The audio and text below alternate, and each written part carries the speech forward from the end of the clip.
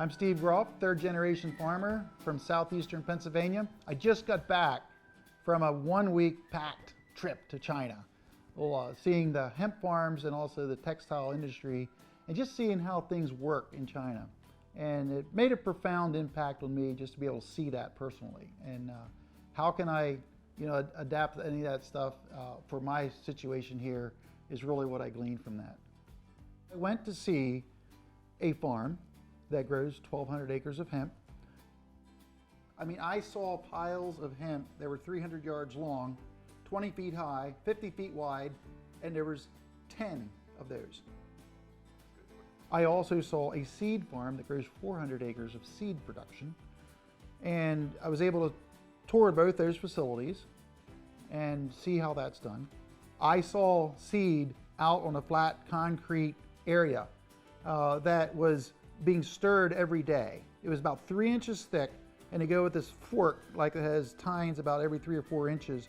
Then they stir it every day to dry it, and to be able to see how they process and how they take it all the way from, I like to say, from seed to shirt. It goes in by hand. They have these knives they're holding like a sickle.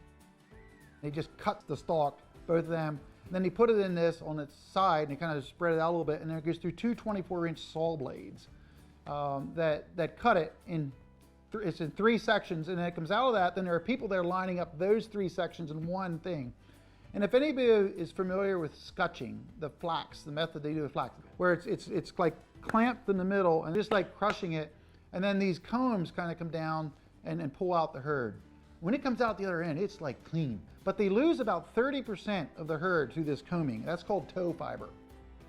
It's beautiful fiber. And then there's people pull this off and they stick it in these hydraulic compresses, bale, and they wire tie it. Then it goes to the textile factory.